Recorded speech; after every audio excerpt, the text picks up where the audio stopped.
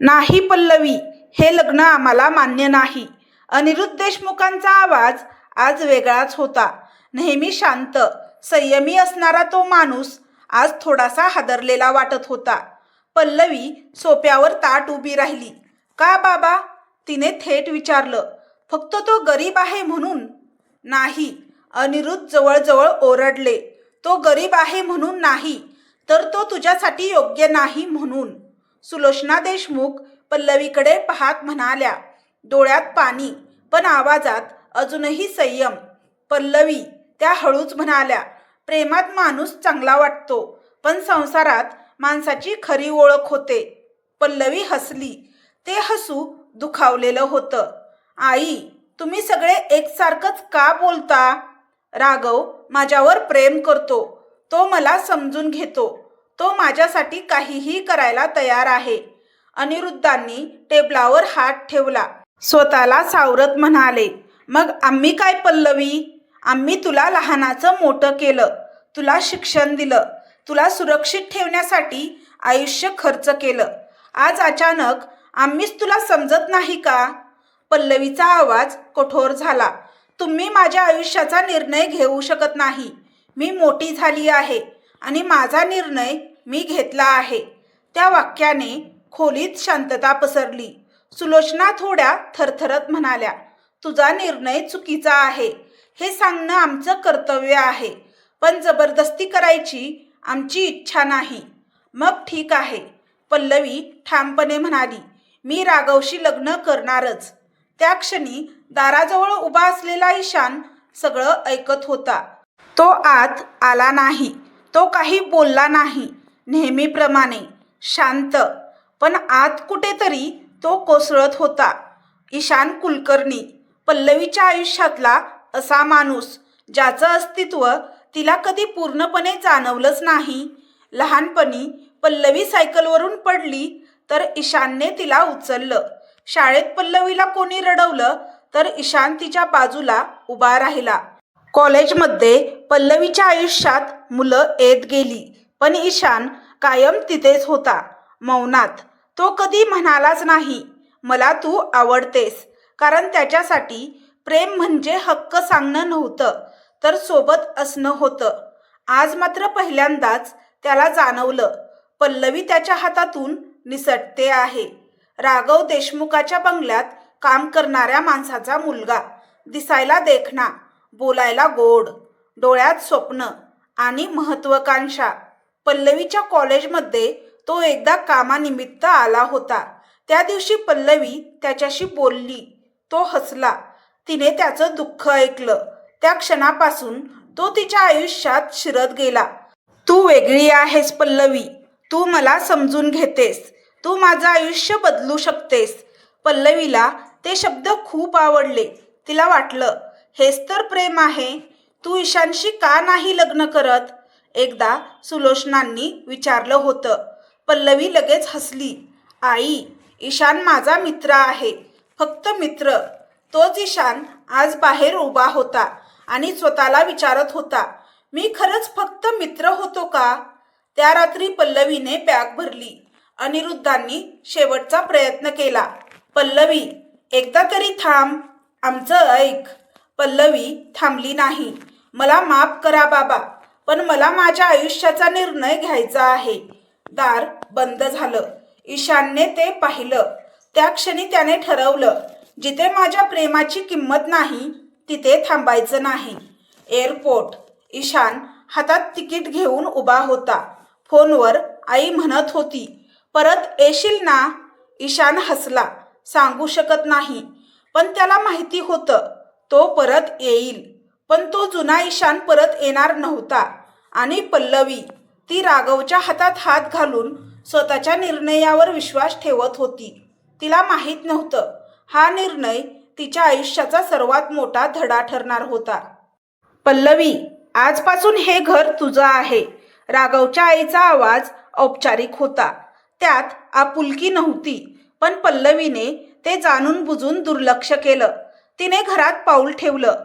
हे घर देशमुखांच्या बंगल्यासारखं नव्हतं. ना प्रशस्त हॉल, ना चकचकीत झुंबर. भिंती साध्या, फर्निचर जुनं, पण पल्लवीच्या डोळ्यात स्वप्न होती. प्रेम असलं की बाकी सगळं आपोआप ठीक होतं असं तिला वाटत होतं. राघवने तिच्या हातात हात घेतला. कसं वाटतंय? तो हसत विचारत होता. छान, पल्लवी प्रामाणिकपणे म्हणाली. आपण एकत्र आहोत, तेच महत्वाचं आहे. राघव हसला.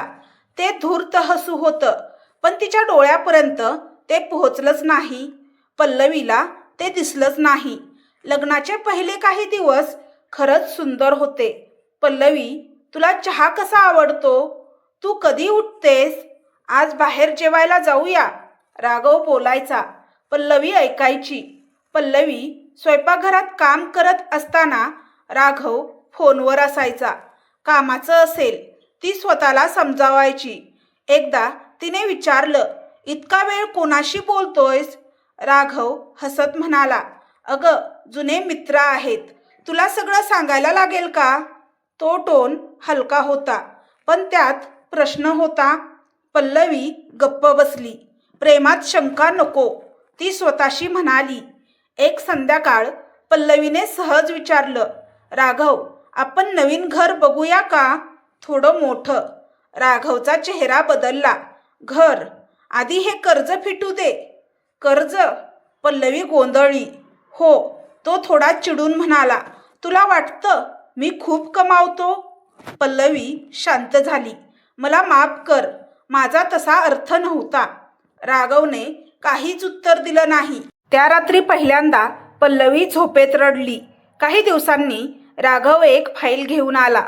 पल्लवी, काही कागद आहेत, तू साईन करशील का? कशासाठी? तिने सहज विचारलं. आपल्या भविष्यासाठी. तो हसला. प्रॉपर्टी रिलेटेड आहेत. पल्लवीने फाईलकडे पाहिलं. तिला काही समजत नव्हतं. कायदेशीर भाषा, क्लॉजेस, सगळं गुंतागुंतीचं. मला नीट समजत नाही, ती म्हणाली. राघवचा आवाज थोडा कठोर झाला. तुझा माझ्यावर विश्वास नाही का? तो प्रश्न नव्हता, तो दबाव होता. पल्लवी थांबली. हा माझा नवरा आहे, तिने स्वतःला समजावलं. तिने साईन केलं. त्या दिवसानंतर राघव पूर्णपणे बदलला. तू इतकी प्रश्न विचारू नकोस, हे तुझं काम नाही. तू घरी राहा, तेच पुरे. पल्लवी हादरली. राघव, मी तुझी बायको आहे, तो थंडपणे म्हणाला. आणि मी तुझा नवरा, हे विसरू नकोस. त्या रात्री त्याने छोट्या कारणावरून पहिल्यांदाच तिच्यावर हात उगारला. एक जोरदार चापट. पल्लवी अवाक झाली. तू मला मारलंस? तिचा आवाज थरथरत होता. राघव जवळ आला. तुझ्या भल्यासाठी. जास्त शहाणी होऊ नकोस. आरशात पाहताना तिला स्वतःलाच ओळखू येईना. डोळ्याखाली काळी वर्तुळं, ओठांवर हसू नाही. आईचा फोन आला. सुखात आहेस ना? सुलोचनांनी विचारलं. पल्लवी थोडा वेळ शांत राहिली. हो आई, ती खोटं बोलली. खूप. फोन ठेवताना तिच्या हातात कंप होता. मी चुकीचा निर्णय घेतलाय का? पहिल्यांदा हा प्रश्न तिच्या मनात आला. दुसरीकडे ईशान परदेशात होता. कामात स्वतःला झोकून देत होता. पण रात्री पल्लवीचं नाव त्याच्या मनातून जात नव्हतं. तू ठीक असशील ना? तो स्वतःशीच बोलायचा. फोन उचलून नंबर पाहायचा, पण कॉल कधीच केला नाही. जिथे माझी गरज नाही, तिथे माझं प्रेमही नको, तो स्वतःशी म्हणायचा. त्या रात्री राघव उशिरा घरी आला. दार उघडताच तो ओरडला, जेवण तयार नाही.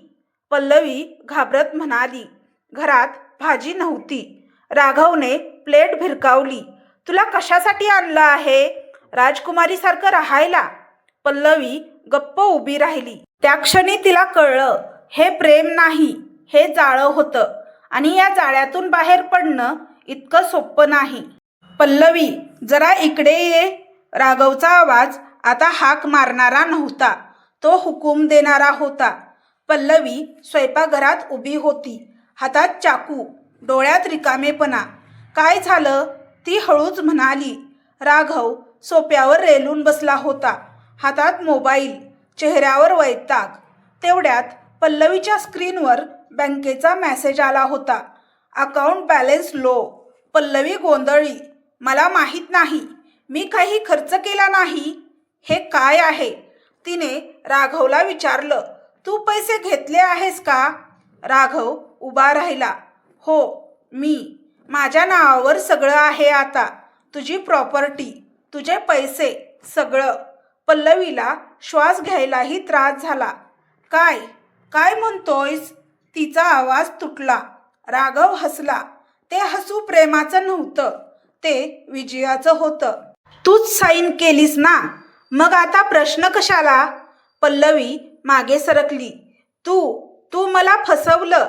राघवच्या डोळ्यात एक क्षण चमक आली, मग लगेच तो कठोर झाला.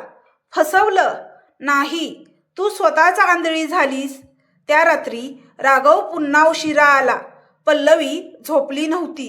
ती हॉलमध्ये बसून वाट पाहत होती. दार उघडलं. राघवच्या मागोमाग एक मुलगी आत आली. स्टायलिश, आत्मविश्वासू, निर्भीड. पल्लवी स्तब्ध झाली. ही. तिच्या तोंडून शब्दच निघाला नाही. राघव बेफिकीरपणे म्हणाला, माझी मैत्रीण.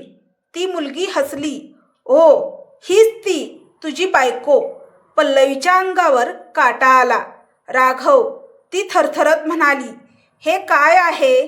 राघव जवळ आला. हे वास्तव आहे आणि तू ते स्वीकारायला शिक. त्या मुलीने पल्लवीकडे पाहिलं. तुला वाटलं तो खरंच प्रेम करतोय म्हणून. अगं, त्याचं प्रेम फक्त पैशावर आहे. पल्लवीच्या डोळ्यात पाणी आलं. तू मला का फसवलं? ती राघवकडे पाहून म्हणाली. तो खांदे उडवत म्हणाला, मी तुला फसवलं कारण तू उपयोगाची होतीस. पल्लवीने पुढे जाऊन राघवचा हात धरला. मी तुझ्यासाठी घर सोडलं, आईवडिलांना दुखावलं, हे सगळं यासाठी. राघवने हात झटकला. नाटक बंद कर. त्याने अचानक तिच्या गालावर परत जोरात चापट मारली. पल्लवी जमिनीवर कोसळली. डोळ्यासमोर अंधार. पुन्हा कधी आवाज काढलास तर याहून वाईट होईल, तो थंडपणे म्हणाला. ती दुसरी मुलगी दाराशी उभी होती. तिच्या चेहऱ्यावर दया नव्हती. तुला इथून निघून जायचं आहे, ती म्हणाली. हे घर आता आमचं आहे.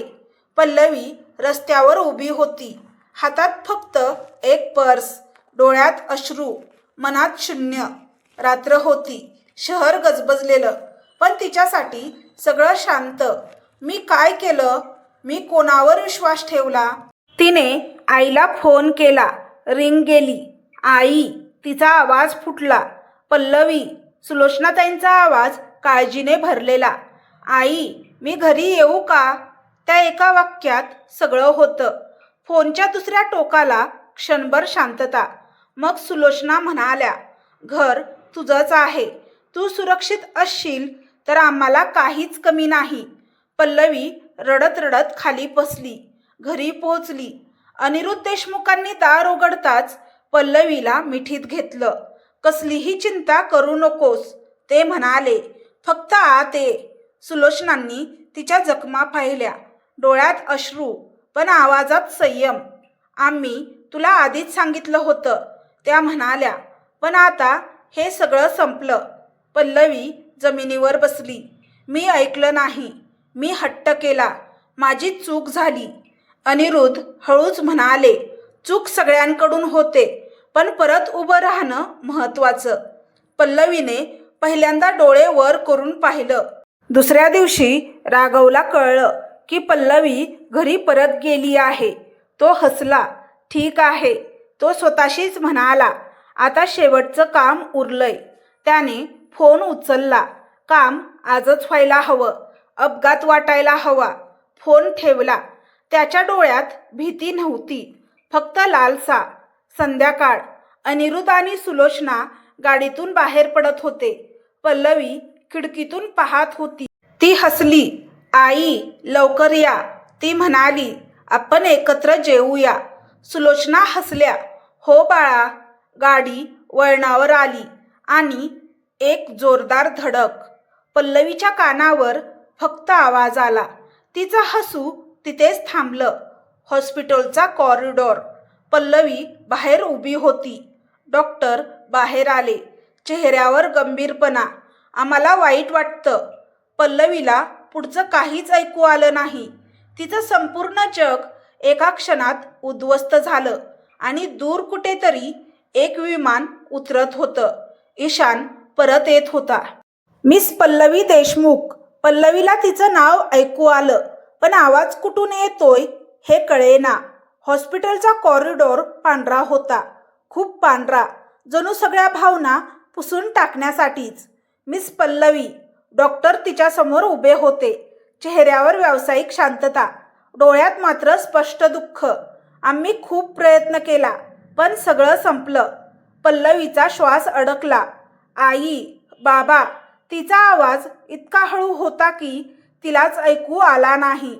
डॉक्टरांनी मान खाली घातली. त्या क्षणी पल्लवी जमिनीवर बसली, रडली, ओरडली, पण तिच्याजवळ कोणीच नव्हतं. सुलोचना देशमुख, ज्या आवाजाने कायम घर भरून टाकायच्या, आज त्या आवाजाचाच मृत्यू झाला होता. अनिरुद्ध देशमुख, ज्यांचा तिला आयुष्यभर आधार वाटला, तो खांदा आता नव्हता. माझ्यामुळे हे झालं, हा विचार तिच्या मनात घुसून बसला. मी ऐकलं असतं तर, मी हट्ट केला नसता तर. तिच्या मनात प्रश्नांची गर्दी होती, पण उत्तर एकच, आता काहीच बदलणार नाही. दुसऱ्या दिवशी घरात गर्दी होती. नातेवाईक, ओळखीचे, सहानुभूतीचे शब्द, देवाची इच्छा. खूप चांगले लोक होते. तुला हिंमत ठेवावी लागेल. पल्लवी ऐकत होती, पण तिला काहीच समजत नव्हतं. आईच्या कपाळावरचं कुंकू, बाबाच्या हातातली माळ, तिला सगळं स्वप्नासारखं वाटत होतं. कालपर्यंत मी त्यांची मुलगी होते, आज मी कोण आहे? रात्री घर पूर्णपणे शांत झालं. पल्लवी एकटीच हॉलमध्ये बसली होती. आईचा फोटो समोर ठेवलेला, बाबांचा फोटो बाजूला. मला माफ करा, ती हळूच म्हणाली. मी ऐकलं नाही, मी चुकीचा माणूस निवडला. तिला रडू येत होतं. आता मी काय करू? उत्तर नव्हतं.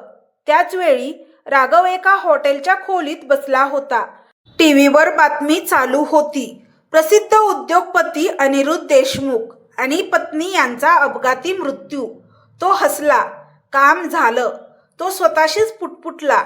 त्याच्या शेजारी बसलेली तीच मुलगी म्हणाली, आता पुढे? राघव शांतपणे म्हणाला, आता पल्लवीची काहीच किंमत उरलेली नाही.